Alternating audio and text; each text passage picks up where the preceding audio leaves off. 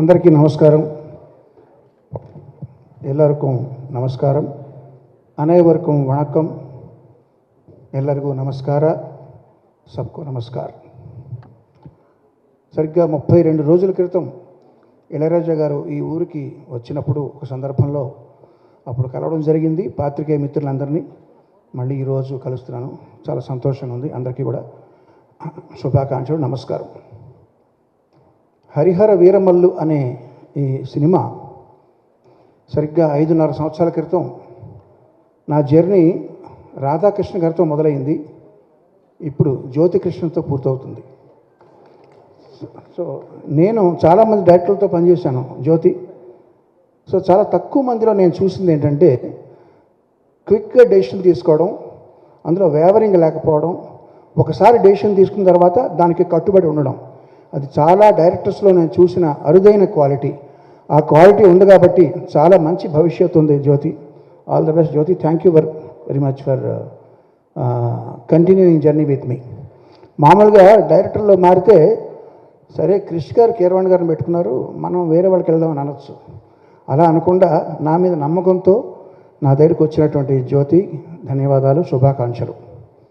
ఈ పోస్ట్ ప్రొడక్షన్కి సమీపించే కొద్దీ కూడా పాపం తను అన్ని పనులు ఒకడే, అటు ఎడిటింగ్ కానీ, ఇటు గ్రాఫిక్స్ కానీ, మ్యూజిక్ కానీ అన్నీ తనే చూసుకుంటూ నిద్రాహారాలు మానేసి పనిచేయడం నాకు తెలుసు ప్రత్యక్షంగా.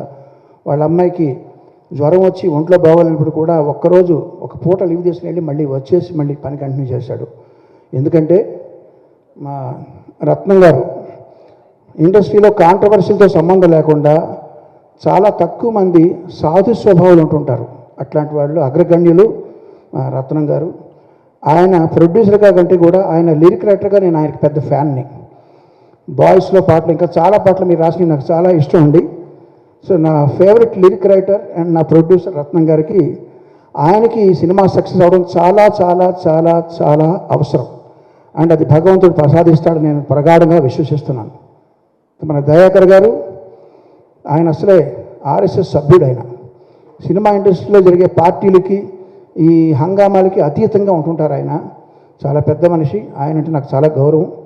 ఆయన తన వంతు కర్తవ్యం తను నిర్వహిస్తూ ఎవరెవరికి ఏం కావాలో అది సమకూరుస్తూ ఈ సినిమాని ఇంతవరకు తీసుకురావడంలో ఆయన చేసిన పాత్ర చాలా ఉంది.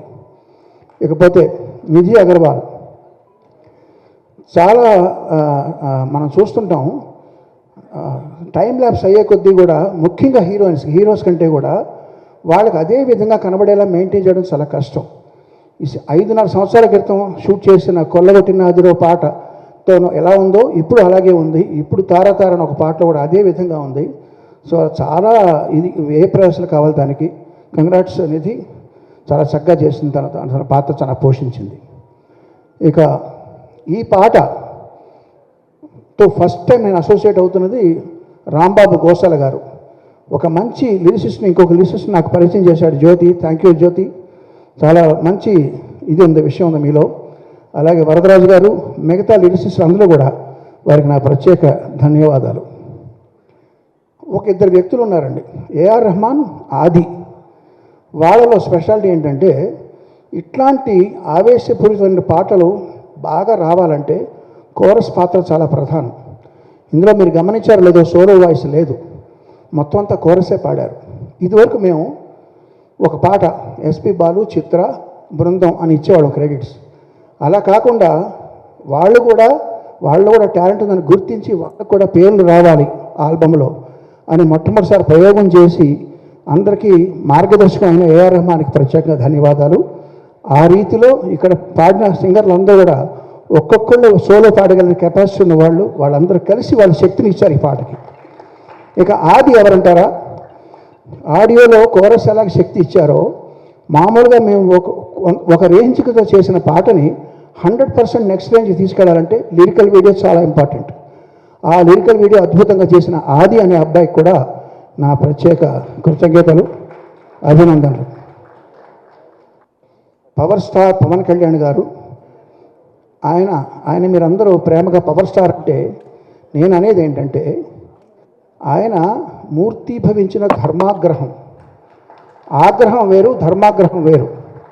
ఆగ్రహం మన అందరికీ వస్తుంది. మనల్ని ఎవరో పర్సనల్గా తిట్టినా లేకపోతే మనకేదో అనుకున్న జరగకపోయినా, మనం ట్రాఫిక్ జామ్లో ఇరుక్కున్నా, ఇవన్నీ ఆగ్రహం మన ప్రతి వాళ్ళకి వచ్చేది. ధర్మాగ్రహం అనేది సమాజం కోసమో ప్రజల కోసమో న్యాయం కోసం వచ్చే ఆగ్రహం ధర్మాగ్రహం. అటువంటిది మూర్తీభవించిన వ్యక్తి ఆయనకి మాత్రమే సరిపడేలా తీర్చిదిద్దిన ఈ హరిహర వీరమల్లు స్టోరీ, ఇది ఆయన తప్ప ఇంకెవరు చేసినా రాణించాలని నేను ప్రగాఢంగా నమ్ముతున్నాను. ఫస్ట్ టైం నేను ఆయనకి చేసే సినిమా కాబట్టి. ఇప్పుడు ఒక విషయం చెప్తానండి, నాలాంటి వాళ్ళకి, మన ఇక్కడ ఉన్న చాలామంది లాంటి వాళ్ళకి సక్సెస్ వస్తే బలం పెరుగుతుంది, ఫ్లాప్లు వస్తే కొంచెం డౌన్ అవుతాం. అంటే మన చలిమంట కాచుకున్నప్పుడు వాన పడితే ఆ మంట ఆరిపోద్ది, లేదా దాంట్లో కొంచెం పెట్రోలో లేదా కట్టెలో వేస్తే కొంచెం మంట పెరుగుతుంది. ఇలాగా జయాపజయాలతో సంబంధం లేకుండా దూసుకుపోయే కార్చిచ్చే పవన్ కళ్యాణ్. కార్చిచ్చు మీద ఎంత వానపడినది ఆగదు అది. అట్లాంటి పవన్ కళ్యాణ్ గారికి చేసేటప్పుడు మనం ఎంత శ్రద్ధగా చేయాలి, ఫస్ట్ టైం చేస్తున్నాం, మంచి పేరు తెచ్చుకోవాలి.